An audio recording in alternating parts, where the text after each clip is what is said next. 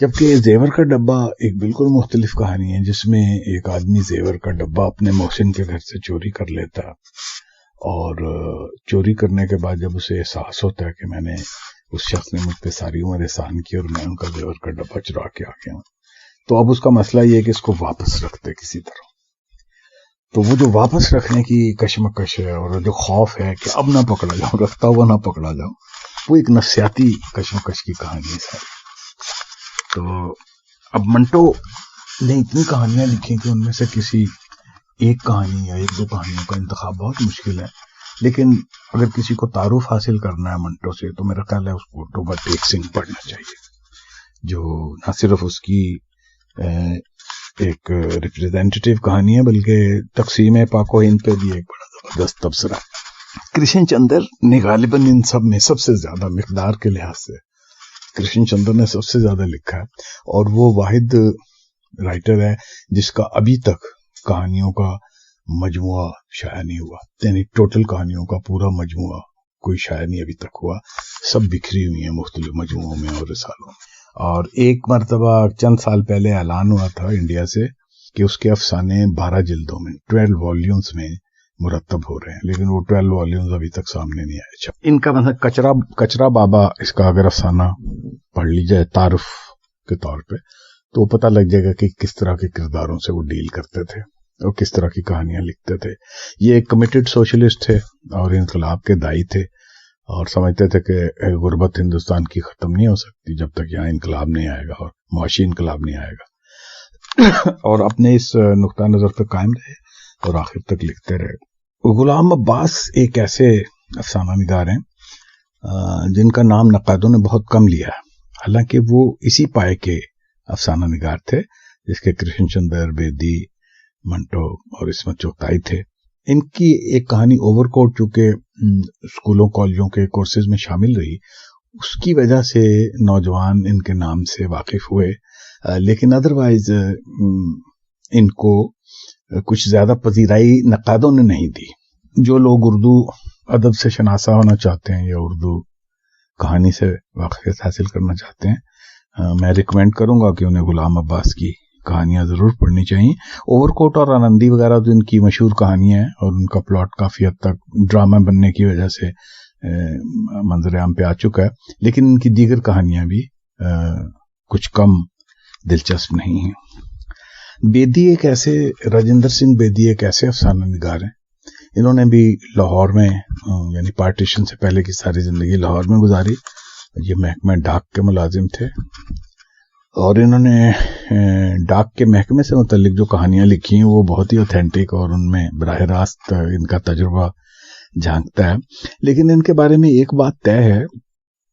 کہ باقی افسانہ نگاروں میں کچھ نہ کچھ انحطاط آخر میں آ گیا کہ کئی لوگوں نے اپنے آپ کو ریپیٹ کرنا شروع کر دیا. جیسے کرشن چندر کے بارے میں کہ آخری دنوں میں انہوں نے اپنی تھیمز کو ریپیٹ کرنا شروع کر دیا تھی، ایک ہی تھیم پہ ایک ہی طرح کے کرداروں پہ بار بار کہانیاں لکھتے تھے آخری دنوں میں آ کے، یعنی لیٹ 60s میں. منٹو کے بارے میں یہ ہے کہ آخری دنوں میں پیسے کمانے کی خاطر 20 روپے اور 30 روپے کی کہانیاں بیچنے کے لیے انہوں نے بے حد غیر معیاری کہانیاں لکھی. یعنی ٹیکنیک کے لحاظ سے تو ان کی کوئی کہانی بھی غیر معیاری نہیں ہے، لیکن کوئی موضوعات اس میں اتنے عمدہ نہیں تھے، نہ اتنا ٹائم دیتے تھے وہ کوئی کردار ڈیولپ کرنے کے لیے آخری دنوں کی. تو آخری دنوں کی لکھی ہوئی کہانیوں میں ان کا زوال نظر آتا ہے بطور ایک آرٹسٹ کے. لیکن ان کے مقابلے میں کرشن اور منٹو کے مقابلے میں بیدی ایک ایسا شخص ہے، راجندر سنگھ بیدی ایک ایسا شخص ہے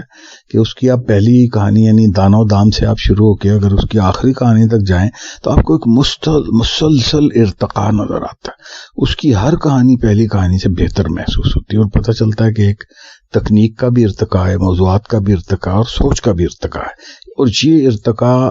جو ہے یہ واحد آدمی ہے راجندر سنگھ بیدی جس میں آپ کو میں واضح طور پہ جس میں آپ یہ ارتقاء دیکھ سکتے ہیں. اور اس لحاظ سے بیدی کو اگر تاریخی طریقے سے پڑھا جائے یعنی اس کی پہلی کہانی سے لے کے آخری کہانی تک پڑھا جائے اس میں تو یہ ایک انتہائی دلچسپ اسٹڈی ہوگی راجندر سنگھ بیدی کی. یہ تمام لوٹ جو ہے پریم چند کے بعد کی یعنی منٹو، بیدی، غلام عباس اور इसमें चुगताई वगैरह 60s में आके ये लोग खत्म हो जाते हैं। 60s के बाद फिर एक 70s में एक मॉडर्न सिलसिला, बिल्कुल जदीद तर दौर जिसे आप कह सकते हैं, कहानी का शुरू होता है और उसमें मुख्तलिफ नाम हैं। पंजाब से मसलन मंशा याद हैं, सिंध में आसिफ फरूखी हैं। इन्होंने नया और जदीद अफसाना जिसे कहना चाहिए वो लिखा और उसमें टेक्निक के भी तजुर्बात किए और मौज़ूआत के भी तजुर्बात किए और अफसाने को एक बिल्कुल नया रुख और नया रंग दिया। और ये सिलसिला जारी है, कहानी आज भी लिखी जा रही है और बहुत अच्छी कहानी लिखी जा रही है, इसमें टेक्निक के तजुर्बात भी हो रहे हैं। अलबत्ता ये हुआ कि जो 60s में 60s के आखिर में आके जब रवायती कहानी ने दम तोड़ दिया था तरक्की पसंद दौर के बाद, उस वक्त एक एब्स्ट्रैक्शन आ गई थी हमारी कहानी में, यानी किस्सा और प्लॉट खत्म हो गया था और तजरीदी रंग इख्तियार कर लिया था कहानी ने और तजुर्बाती चक्रों में लिखने वाले ऐसे फंस गए थे कि वो कहानी को बिल्कुल भूल गए थे। ये सिलसिला कोई 10-12 साल तक जारी रहा और मुख्तलिफ टामकटोइये मारते रहे लोग कहानी को कोई नई शक्ल देने के लिए। लेकिन ये फिर वापस जब 80s में आके कहानी ने दोबारा एक किस्से का और प्लॉट का और वाक़े का रंग पकड़ा, तो उस वक्त ऐसा हुआ कि जो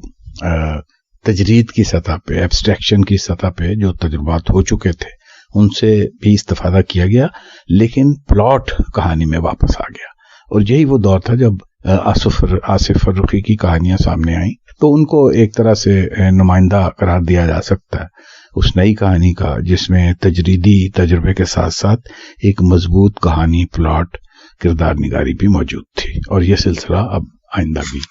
जारी है।